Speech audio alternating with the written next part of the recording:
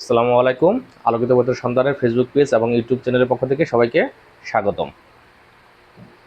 আমরা পরের ভিডিও অর্থাৎ পর্ব 2, এই পর্ব 2 এর সেটের ধারণা ও সারমর্ম নিয়ে আলোচনা করব। বিশেষ করে সেটের প্রকারভেদ নিয়ে আলোচনা করব। পর্ব 1 এ আমরা সেটের ধারণা নিয়ে আলোচনা করছি। তোমরা আমার আলোকিত পথের সন্ধানে ফেসবুক পেজ এবং ইউটিউব চ্যানেলে গিয়ে দেখতে পাবে। সেটের প্রকারভেদ, আসলে সেট বিভিন্ন প্রকারের হয়ে থাকে, যে সসীম সেট আছে, অসীম সেট, ফাঁকা সেট, উপসেট, প্রকৃত উপসেট, সার্বিক সেট, পূরক সেট, সংযোগ সেট, ছেদ সেট, নিচ্ছেদ সেট, শক্তি সেট ইত্যাদি সেটের প্রকারভেদ হয়ে থাকে। তো আমরা একের পর এক সেটের প্রকারভেদ নিয়ে আলোচনা করব। প্রথমত সসীম সেট।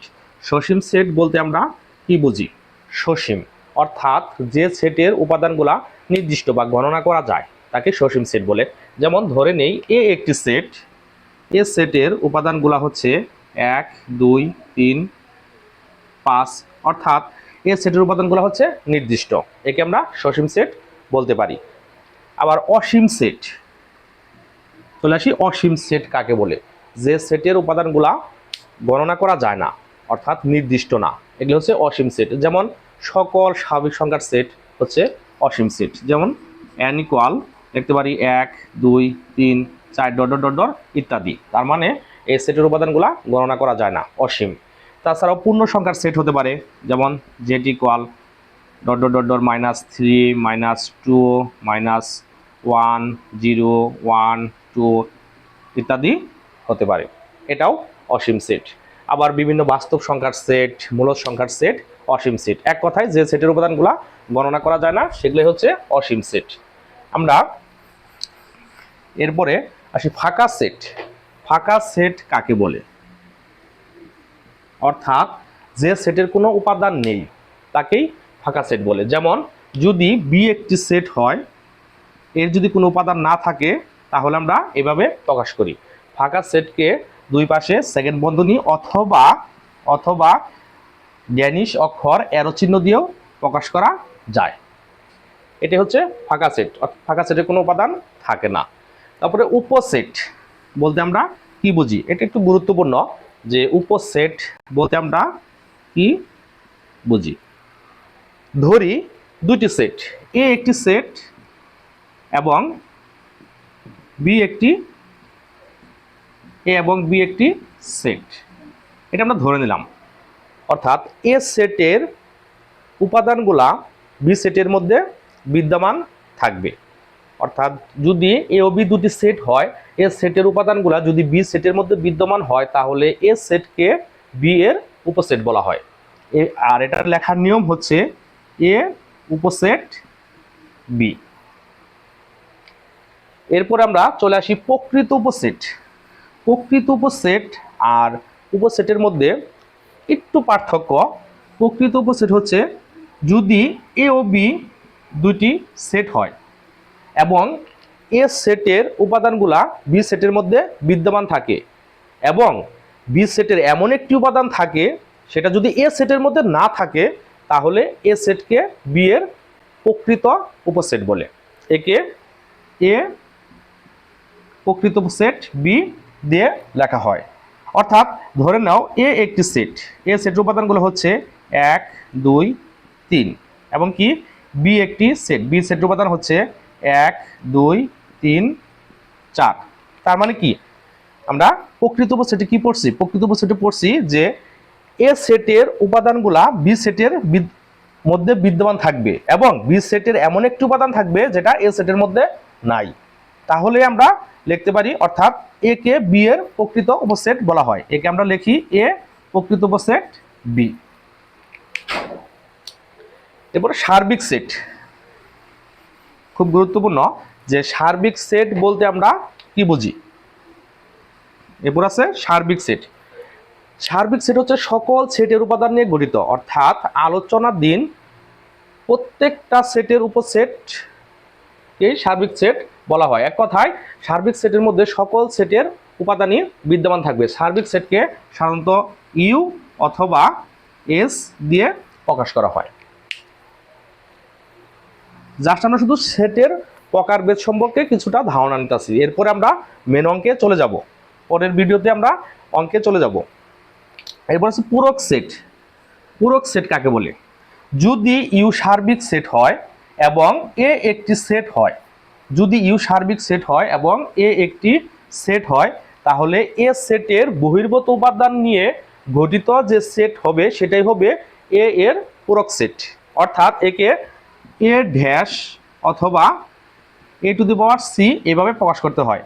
এ ড্যাশ ইকুয়াল আমরা লিখতে পারি ইউ বাদ এ। তার মানে যে এ সেটের উপাদানগুলা সার্বিক সেটের মধ্যে, অর্থাৎ এ সেটের উপাদান ব্যতীত যে সেট নিয়ে আমরা গঠন করব সেটা হচ্ছে তার সার্বিক সেট। এক কথায় সার্বিক সেটে এ সেটের উপাদান থাকলে আমরা এই সেটের উপাদানগুলো বাদ দিব। এরপর আছে সংযোগ সেট। সংযোগ সেট বলতে আমরা কি বুঝি? দুই বা ততোধিক সেটের উপাদান নিয়ে গঠিত সেটকে সংযোগ সেট বলে। যেমন বি যদি একটি সেট হয় এবং সি যদি একটি সেট হয়, তাহলে সংযোগ সেট এর সংযোগ সেট হবে বি ইউনিয়ন সি। তবে বোঝার সুবিধার্থে আমরা একে বি কাপ সি হিসাবে পড়ে থাকি, তবে আসলে মূলত হবে বি ইউনিয়ন সি। তার মানে বি সেটের এবং সি সেটের সকল উপাদান নিয়ে গঠিতই হবে সংযোগ সেট। যেমন বি সেটের উপাদান হচ্ছে 1 2 3 আর সি সেটের উপাদান হচ্ছে 2 4 6। তাহলে বি কাপ সি ইকুয়াল আমরা লিখতে পারি 1 2 3 4 6। এইভাবে সংযোগ সেট তৈরি করতে হয়। অর্থাৎ দুই বা ততোধিক সেটের উপাদান নিয়ে গঠিত সেটটি হচ্ছে সংযোগ সেট। এরপরে আছে ছেদ সেট।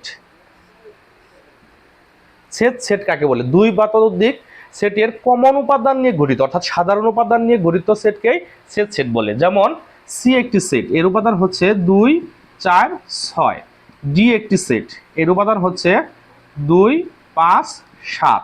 আমরা যদি একে ছেদ সেট হিসাবে চিন্তা করি তাহলে আমরা লিখব সি ইন্টারসেকশন ডি, তবে একে বোঝার সুবিধার্থে আমরা ক্যাপ বলে থাকি, সি ক্যাপ ডি। আসলে মূলত হবে C intersection D equal 2 4 6 intersection 2 5 7।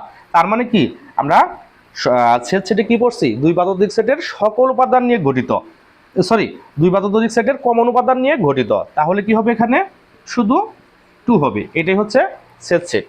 তারপর নিচ্ছেদ সেট। নিচ্ছেদ সেট হচ্ছে যদি দুটি সেট হয় এবং দুটি সেটের মধ্যে যদি কোনো সাধারণ উপাদান না থাকে, তাহলে ওই দুটি সেট নিয়ে গঠিত সেটকেই নিচ্ছেদ সেট বলা হয়। নিচ্ছেদ সেটকে সাধারণত এ ইন্টারসেকশন বি আকারে প্রকাশ করা হয়। অর্থাৎ নিচ্ছেদ set A intersection B equal ফাঁকা সেট হবে। অর্থাৎ এখানে কোনো সাধারণ উপাদান থাকবে না, দুটি সেটের মধ্যে কোনো সাধারণ উপাদান থাকবে না। এটি হচ্ছে নিচ্ছেদ সেট। তারপরে আমরা চলে আসি শক্তি সেট। শক্তি সেট, পাওয়ার সেট একে বলা হয় শক্তি সেট। শক্তি সেটটা হচ্ছে, যেমন ধরি এ একটি সেট, এ সেটের উপাদান হচ্ছে 2 3। এখন এ সেটের যতগুলো উপসেট আছে সেই উপসেট নিয়ে একগুচ্ছ সেট, অর্থাৎ এ সেটের সকল উপসেট নিয়ে গঠিত সেটটি হবে মূলত শক্তি সেট। যেমন এ সেটের উপসেটগুলো কি কি হবে? 2 3 হবে, 2 হবে, 3 হবে, ফাঁকা হবে। অতএব আমরা পি অফ এ, অর্থাৎ শক্তি সেটকে পি অফ এ এইভাবে প্রকাশ করতে হয়। তাহলে আমরা লিখতে পারি শক্তি সেটকে ডবল সেকেন্ড ব্র্যাকেট দিয়ে দুই পাশে ডবল সেকেন্ড ব্র্যাকেট দিয়ে আটকে দিতে হবে।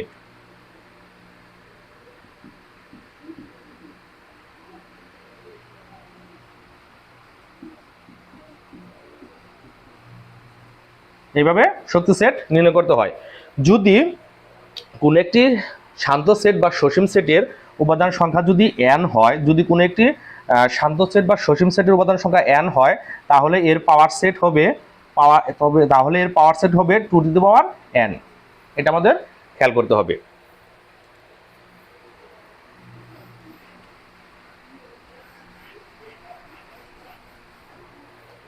এরপর আছে ক্রমজোড়।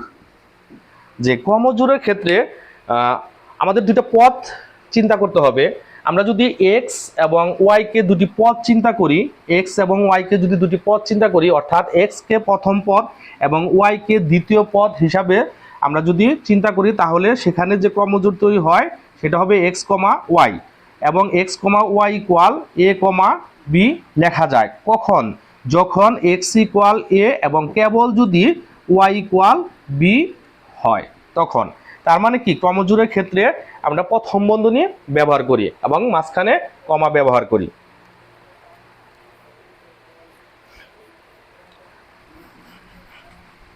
এরপর আছে কার্তেশীয় গুণজ।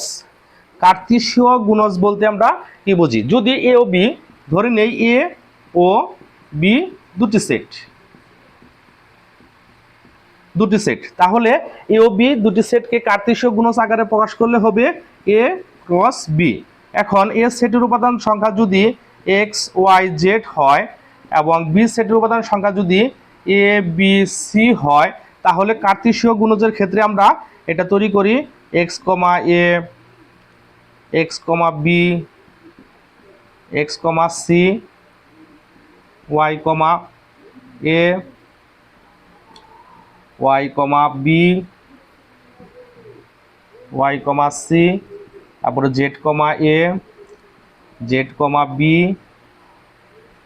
জেড কমা সি।